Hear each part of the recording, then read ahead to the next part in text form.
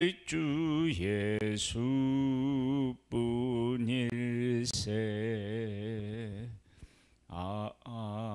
아멘.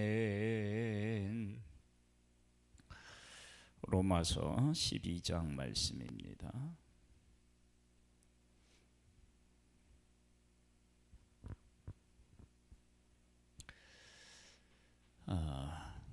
로마서 11장은 생활편이다. 그리고 1장부터 11장은 교리편이다. 그러는데 12장에 그 시작된 이 말씀에 대한 기준을 우리가 명확히 알고 있어야 된다. 그러므로 그러니까 위에 11장에 나온 구원에 대한 그런 말씀들, 그러니까 모든 사람을 죄 가운데 가두신 것은 모든 사람에게 긍휼을 베풀기 위함이다. 그런 새로운 그 삶의 기준이 우리가 생긴 거예요. 즉 뭐냐면 예수님이 이 땅에 오셔서 십자가에서 못 박혀 죽음으로 우리가 믿음으로 구원을 얻었잖아요. 예전에는 율법이라고 하는 것을 기준으로 해서 구원을 얻었는데 이제 새로운 기준이 생긴 거예요. 그래서 보겠습니다. 그러므로 형제들아, 내가 하나님의 모든 자비하심으로, 그래서 여기서 자비하심이라 하는 것은 예수 그리스도를 이 땅에 보내서 우리를 구원하시는 그 하나님의 긍휼하심, 그 자비하심, 그것을 기준으로 해서 이제 우리의 삶을 살아가는 거예요. 모든 자비하심으로 너희를 권하노니 너희 몸을 하나님이 기뻐하시는 거룩한 산 제물로 드리라. 이는 너희가 드릴 영적 예배니라. 그래서 거룩한 산 제물로 드리라. 기뻐하시는. 그러면 우리가 율법으로 말미암아서는 어떻게 됐죠? 죽었죠. 예수 그리스도 안에서는 어떻게 됐죠? 살았죠.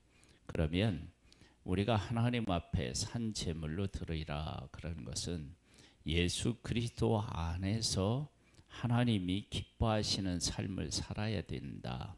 그래서 예전에는 제사라고 하는 것이 율법에 의하면 성전에서 드려지는 거 아니에요, 그렇죠? 성전에서 드려지는 제사였다면 이제 예수 그리스도 안에서 드리는 제사는요, 성전의 것이 폐하여졌죠. 왜냐하면 예수님이 이미 제사를 드리셨기 때문에 그렇습니다. 그렇다면 우리가 거듭나서 예수 그리스도 안에서 거듭나서 살아있는 하나님의 사람으로 내가 이 땅에서 살아가는 삶의 모든 것들이 다 예수 그리스도의 그 살아있는 제사의 영향을 받아서, 그렇죠? 내가 지금 죽어도 천국에 간다. 그 얘기는 예수 그리스도의 십자가에서의 죽으심이 지금도 살아서 우리의 그 죄를 씻고 역사한다라고 하는 거죠. 그러니까 거룩한 산 제물로 드리라. 그러면 이는 너희가 드릴 영적 예배니라 그랬을 때 이 영적 예배라고 하는 것은 밑에 보면은 이제 그 합당한 예배다 그렇게 나오는데 이것은 예수 그리스도의 그 십자가에서의 죽으심을 항상 우리 몸에 짊어지고 우리가 그것을 믿고 그 가운데서 살아가면 우리의 삶은 예수 그리스도께서 드리시는 드린 그 제사를 현재적으로 우리가 누리는 것이고 그 제사에 어떻게 하는 거예요? 참여하는 것이 되죠. 그렇죠? 왜냐하면 예수 제사라고 하는 것은 우리의 죄를 해결하고 하나님 앞에 나아가는 것인데 예수 그리스도가 드린 제사는 어떤 그 성전에 매여 있는 것이 아니라 언제 어디서나 그 예수 그리스도의 십자가의 보혈의 공로를 의지해서 하나님 앞에 나아갈 수 있게 되었다고요. 그러면 이 구약에 있는 제사가 우리의 죄를 해결해서 하나님 앞에 나아간다면 지금은 예수 그리스도를 의지해서 언제든지 하나님 앞에 나아갈 수 있는 것, 그것을 늘 기억하고 그 가운데서 살아가는 것, 그게 곧 뭐겠어요? 영적으로 드리는 예배겠죠. 구약은 내가 성전에 찾아가서 제물을 잡아서 하나님 앞에 나아간다면 지금은 예수 그리스도를 믿음으로 내가 하나님 앞에 언제든지 나아갈 수 있고, 그리고 하나님을 아빠 아버지라 부를 수 있고, 그래서 우리 안에 이제 성령이 와 계시다. 그러면 이 사실을 믿으면 우리는 항상 구약에서 드리는 제사처럼 하나님 앞에 예배를 드리는 존재로 살아갈 수 있습니다. 그래서 너희는 이 세대를 본받지 말고 오직 마음을 새롭게 함으로 변화를 받아. 이 세대가 어떤 세대겠어요? 이것은 우리가 이제 그때 문화 이렇게 얘기할 수도 있지만 지금까지 11장까지 계속해서 예수 그리스도로 말미암아 구원을 얻는 것에 대해서 이야기하고 있어요. 그러면 이 세대는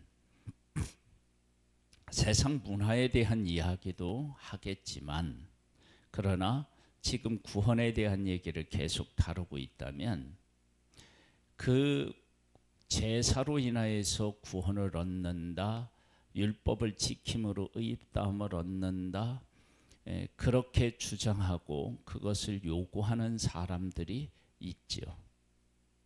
그렇죠? 유대인들이 그래서 기독교인들을 끊임없이 박해했잖아요.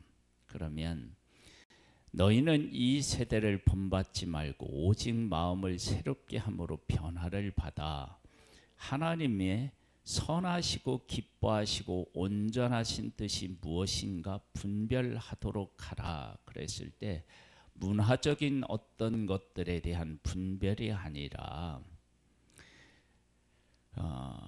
율법의 요구를 이루어내신 예수 그리스도의 그 은혜, 십자가의 그 은혜를 바르게 우리가 깨우쳐서 율법으로 말미암아 의롭게 되는 그러한 삶의 기준으로 살아가는 그 삶을 배우는 게 아니라 예수 그리스도 안에 있는 것들을 배워서 우리가 율법으로는 하나님 앞에 의로운 존재가 하나도 없는데 예수 그리스도를 믿으면 누구나 더 의롭게 돼요. 그러면 우리가 하나님을 기쁘시게 하고 하나님이 가지고 계신 온전한 뜻이 무엇이겠어요? 예수 그리스도겠죠. 그러니까 예수 그리스도라고 하는 분을 바르게 깨달아 알고 그분을 따라 살아가고 그분을 의지하는 것, 이것이 곧 뭐냐면 하나님이 선하시고 기뻐하시고 온전한 뜻이죠. 다른 게 뭐가 있겠습니까? 우리가 의로운 행위를 함으로 살아갈 수가 없어요.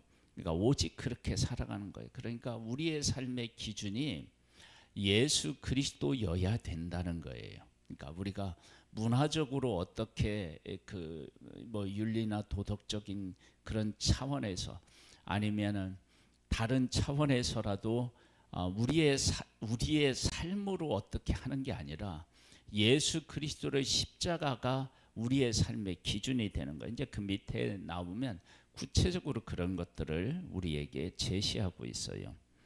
내게 주신 은혜로 말미암아 너희 각 사람에게 말하노니 마땅히 생각할 그 이상의 생각을 품지 말고 오직 하나님께서 각 사람에게 나누어 주신 믿음의 분량대로 지혜롭게 생각하라. 우리가 한 몸에 많은 지체를 가졌으나 모든 지체가 같은 기능을 가진 것이 아니니 이와 같이 우리 많은 사람이 그리스도 안에서 한 몸이 되어 서로 지체가 되었느니라. 한 몸이고 지체를 가졌대요. 자, 이것이 십자가에서는 어떻게 나타났죠? 예수님은 하나님이시잖아요. 그런데 우리를 구원하기 위해서 예수님은 아들로서 이 땅에 오셔서 십자가에서 죽으셨죠. 그렇죠? 그리고 나서 이제 예수님의 그 십자가에서 죽으심 이후에 성령이 우리에게 오셨죠. 그러니까 하나님 아버지, 예수 그리스도, 성령님 이렇게 구분을 지어서 우리의 구원을 위해서 일하셨잖아요. 그러한 삼위일체의 하나님께서 일하신 것처럼 우리도 이 땅에서 예수 그리스도를 위해서 살아갈 때 우리에게 맡겨진 그러한 모습들이 있는데, 예수님이 만약에 불평불만을 한다 그러면 왜 내가 십자가에서 이런 고통을 당해야 됩니까? 그렇게 할 수 있지만, 그러나 예수님은 십자가에서 달려서 돌아가시고, 그리고 하나님은 어떻게 해요? 아버지로서 이 구원을 계획하시고, 그리고 성령님은 어떻게 해요? 예수 그리스도의 십자가를 깨닫게 하고 우리를 이끄시고, 그렇죠?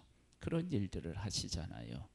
그렇다면 우리들 안에서도 하나님이 그렇게 하셨으면 우리는 예수 그리스도 안에서 하나인데, 우리의 삶의 기준이 그렇게 삼위일체로 존재하시는 그 하나님처럼 우리도 한 몸이지만 우리에게 맡겨진 그 달란트대로 하나님을 섬기는 것이 우리에게 필요하다. 그러니까 우리의 삶의 기준이 우리가 다른 어떤 사람들과 다른 어떤 삶의 기준이 있는데, 그 기준이 십자가여야 된다.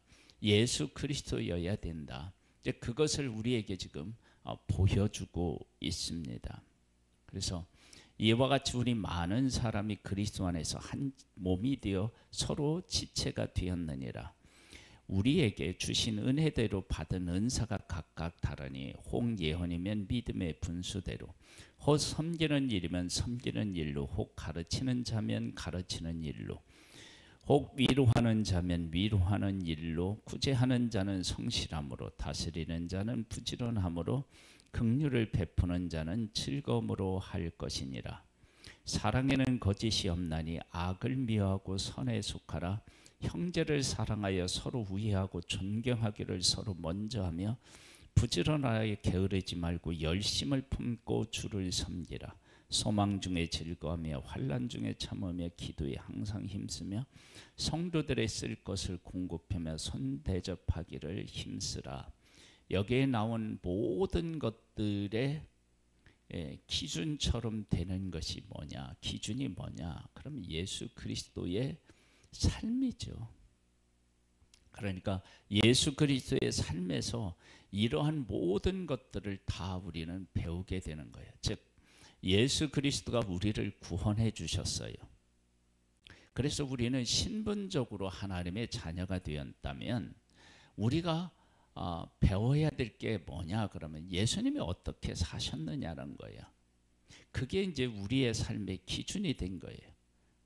그래서 예수님이 우리를 구원하셔서 구원하기 위해서 이 땅에 오셨고, 그리고 사셨던 그 모든 삶이 우리의 삶의 기준이 되어서 그 삶을 본받는 것, 그러니까 십자가를 져요.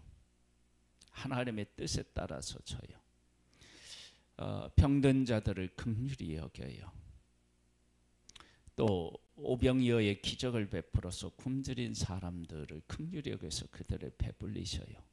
그때 그 모든 삶을 우리가 배워서 그 예수 그리스도 가운데서 우리가 살아야 될 것을 우리에게 제시해 주고 있는 거예요. 그러니까 우리가 윤리나 도덕적인 어떤 차원에서의 그런 것이 아니라 예수 그리스도의 십자가에다 뿌리를 내리면 그 안에 예수님이 어떻게 살으셨는지가 다 나온다는 거예요. 우리가 요한복음 15장에 있는 포도나무와 가지를 비유로 하면 우리가 포도나무에 붙어 있어요. 그럼 우리는 열매를 맺어야 되는데, 그럼 그 열매를 맺을 때 포도나무가 가지고 있는 모든 것들을 가지가 흡수하면 어떻게 되느냐면 열매를 맺는 거예요. 그런 것처럼 여기 나와 있는 모든 삶의 제시도 그와 같은 거예요. 벌써 14절로부터도 같은 의미예요. 너희는 박해하는 자를 축복하라. 축복하고 저주하지 말라. 즐거워하는 자들과 함께 즐거워하고 우는 자들과 함께 울라. 서로 마음을 같이 하며 높은 데 마음을 두지 말고 도리어 낮은 데 처하며 스스로 지혜 있는 채 하지 말라. 아무에게도 악을 악으로 갚지 말고 모든 사람 앞에서 선한 일을 도모하라. 할 수 있거든 너희로서는 모든 사람과 더불어 화목하라. 내 사랑하는 자들아, 너희가 친히 원수를 갚지 말고 하나님의 진노하심에 맡기라. 기록되었으되 원수 갚는 것이 내게 있으니 내가 갚으리라. 고 주께서 말씀하시니라. 예수 그리스도로 말미암아 구원을 얻었어요. 그 예수 그리스도의 구원을 우리가 믿고 그 예수 그리스도 안에 거하면 예수 그리스도의 구원을 우리가 누림과 동시에 무엇을 우리가 배우게 되느냐면 예수 그리스도의 삶을 배우게 돼요. 그래서 우리가 살아가는 삶의 기준이 예수 그리스도의 삶을 본받는 삶으로 나아가야 된다. 그것이 여기에서 제시해 주고 있는 기준이 되는 것입니다.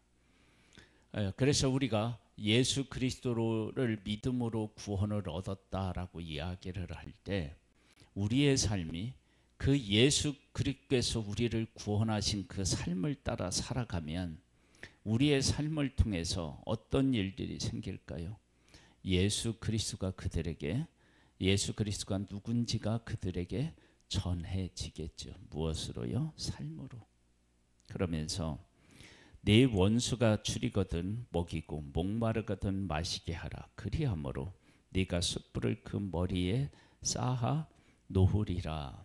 그래서 여기에 이제 숯불을 쌓아 놓는다라고 하는 것은 제가 어렸을 때만 하더라도 이제 뭐 성냥으로 불을 붙이고 그러한 때였다고요.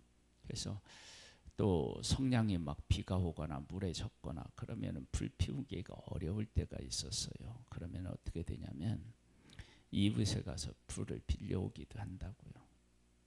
그러면 이때 당시는 그보다 더 했을 거 아니에요. 그러니까 숯불을 머리에다 올려놓는다라고 하는 것은 원수가 줄이거든 먹이고 목마르거든 마시게 하랴. 그리함으로 네가 숯불을 그 머리에 쌓아 놓으리라. 하나님께서 우리에게 허락하신, 그래서 이제 21절에 보면 악에게 지지 말고 선으로 악을 이기라고 얘기를 해요. 즉 우리가 예수 그리스도는 우리가 죄인이었을 때 십자가에서 죽으셨잖아요. 그러니까 우리가 부족하고 연약한 우리들을 위해서 그렇게 십자가에 죽으셔서 우리를 바꿔놓은 것처럼 우리의 삶의 기준이 그러해야 한다는 것입니다.